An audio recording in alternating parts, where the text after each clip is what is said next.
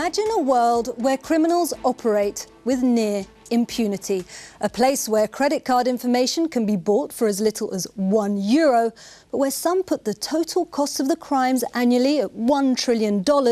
That's 770 billion euros.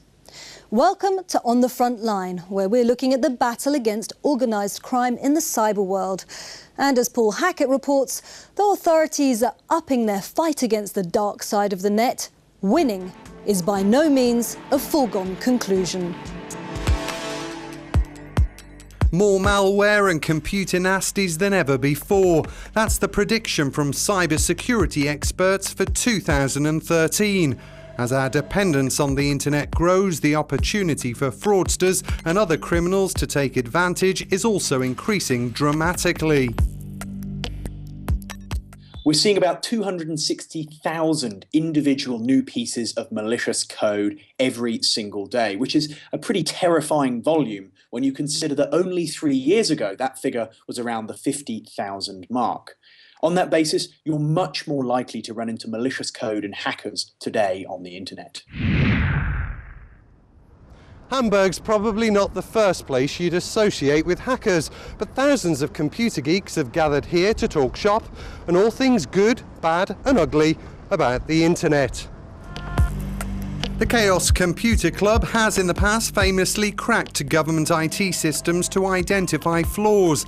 They admit the authorities are catching up with the cyber criminals, but say more must be done to inform the public. What we're seeing is that governments and security agencies are increasingly focused on cybercrime. Because there's a problem, there's a lot of cybercrime going on. And on the other hand, because it's a new way to gain new powers and new rights. It is a twofold problem. On one hand, the users need to get cyber smart in one way. On the other hand, companies and government need to basically do more for education and do more for risk awareness. With billions being stolen each year, Europe has just opened its new cybercrime centre based at Europol in The Hague. Its main focus will be to fight organised crime groups making massive profits from online fraud, particularly theft of credit card and bank details. While welcome, experts say more international cooperation is needed.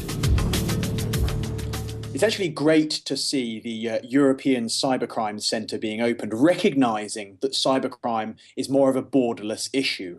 And I do think that Europe is starting to take cybercrime more seriously. Unfortunately, we also have to tackle this on a more global basis, and we need international regulations that enable us to make life much, much harder for cybercriminals. Getting such rules on how to govern the web is unlikely to happen quickly, especially when countries like Russia and China refuse to take part in international initiatives. I'm joined on the front line by Troels Erting, who's the head of Europol's new cybercrime centre in The Hague, and Rick Ferguson, technical wizard and director of security at Trend Micro. Thank you very much, gentlemen. Troels, there's no international consensus as to what cybercrime actually is. There are no international treaties. So the Europol Centre that you're now head of is kind of hamstrung from the start. It's not easy, but on the other side, it's not impossible. What we do is that we use the European Cybercrime Convention as a basis for what is cybercrime. Because I agree with you, it's difficult to make a definition. It's also difficult because we need to have agreements with other parts of the world. But if we can have at least a common understanding in EU, I think that we could grow on this with other emerging economies, and this is actually the starting point. But cybercrime is an international crime. It's not a European crime. Does it not help just to actually look at it as an international issue? We're not shooting ourselves in the foot about saying it's European. Cybercrime is certainly international in scope. And in terms of the people and the resources that are used to commit cybercrime, that's a given. One of the key things about computer crime, cybercrime, or technology in general, is that it evolves so rapidly. We're relying on a convention which was drawn up more than a decade ago in order to inform our legal response to that, and I think that's unfortunate. So why are authorities so slow? Because one thing we know about organised crime in general, and particularly cybercrime, is that these criminals are nimble, they're fast, they adapt quickly, but authorities just can't seem to keep up. The question is not so much about the convention, because I think that we are actually changing this very rapidly. I think that there is a consensus on understanding. But Rick said we've got a convention from 2001. Yeah, but you have to understand that the most of the crime that is taking place in cybercrime can actually be dealt with by the normal criminal system for the conviction side. If you steal information, doesn't matter if it's virtual or if it's actually physical. The problem is obtaining evidence, where we need to do this in a much more speedy way than we are used to with normal organized crime and drug trafficking and whatever. Here we need a change. We have a lot of challenges, but we'll deal with it. How on earth are you going to bring countries on board who have no interest in basically handing over cyber criminals? There will always be rogue states. How do you catch a criminal, for example, who at the moment is in Russia? Russia's not really complying. How can you catch a hacker from there?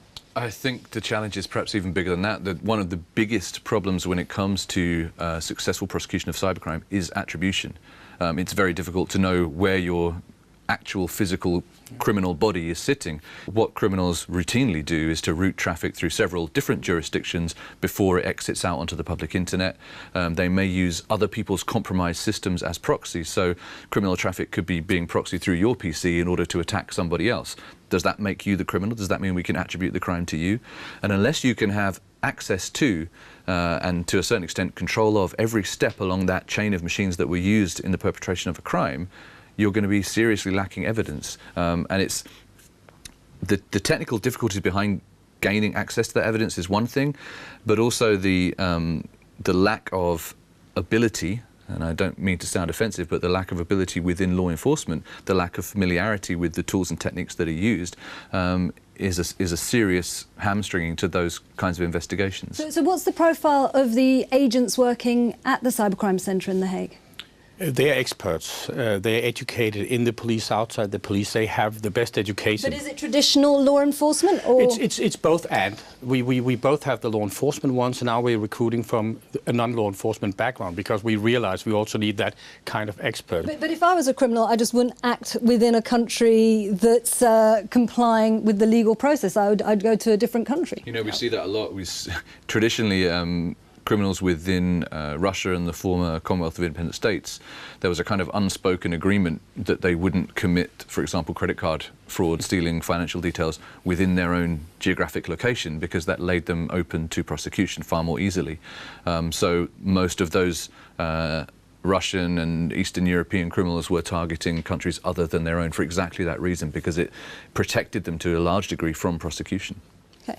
I agree completely with Rick here, but we have seen also that there is a shift. In Russia, you have a middle class that needs to be protected. They also use the internet. You see exactly the same in China. They also need us. And we cannot do this alone, but this region can be better, and then we can work with other regions. So I'm, optimistic, but I know it's difficult. I know we have to. We're starting 5 minutes to 12. It will cost some resources and effort, but I'm sure that we have not lost the battle. Just quickly, we quoted at the beginning a figure of $1 trillion lost in cybercrime. That was a figure that was used by President Obama back in 2009. But there is a lot of controversy over the cost of cybercrime. Yeah. What's your opinion on that figure? I don't think the $1 trillion figure is at all reliable. We're certainly talking hundreds of millions of dollars in terms of global cost of cybercrime, but these are not the kinds of people who file tax returns. And any individual or organisation who tells you that they can give you a number for the cost of cybercrime is simply not telling you the truth. I think we can say that the fact that there are these new cybercrime centres cropping up now across the world it does show that there is a commitment internationally to fight cybercrime. I'd like to listen to this soundbite from Peter Sommer, who's a cybercrime security expert. We have an over-proliferation of semi-competing agencies. There is the Europol, Interpol competition, if you will, but you've also got an agency called ENISA, funded by the Commission, based in Crete, and you have a NATO-based operation in Tallinn, Estonia. Now, how are all these agencies going to work together, and are they going to compete for funding and attention? It's a very good question. It's a very good question, and it's such a good question because I really want to explain that he is wrong about his assumption here. We have in EC3 a very inclusive approach. ENISA is an EU agency looking at critical infrastructure, the certs, to harden it. They will continue to do their work. CEPOL is another EU agency which makes training. And they will still make training, maybe on behalf of us, because we can identify it. Interpol, we have from day number one, I have invited the chief of Interpol to be part of the EC3 implementation team. I know that we need to be inclusive here, but we also need not to compete. There is so much crime in this area, there's enough for everybody. So it's not a waste of money? No. Absolutely not? No. As individuals, what can we do to protect ourselves? As individuals, there are some very important and free of charge things that we can do to protect ourselves. Make sure that any operating systems, whether it's Windows, Mac OS, Linux, whatever it might be, are kept up to date. Make sure any applications that you use are kept up to date. And finally, make sure that you're aware that anything that you post online becomes public domain and remains public domain forever. If it's something that you're not happy shouting out at the top of your voice in a crowded shopping centre, don't ever post it online. So the money would be better spent, the money for Europol, for example, would be better spent in these kind of awareness campaigns so younger generations learn how to work the internet more safely? I don't think it's either or, it's both and. I think that we should still have a police investigating and trying to prevent crime. But I think that we should together, and this is not the police budget, it's more, I guess, an educational budget. My kids are spending 80% of their awake time at the internet, and nobody tells them how to act, to react, or to interact, or what is dangerous and what they shouldn't do, where they shouldn't go. And I think we first of all need this. But then, of course, you also need to make it unattractive to be a criminal, and that's why we also need the police. Gentlemen, many thanks for joining us on the front line. As we've been hearing, we as individuals can do a lot to keep safe from cybercriminals. It's worth keeping that in mind when we open up our social media accounts. Did you know that about 600,000 Facebook accounts are hacked into each day? We'd like to hear about your cybercrime experiences. Our conversation continues on social media. In the meantime, On the Front Line returns next month.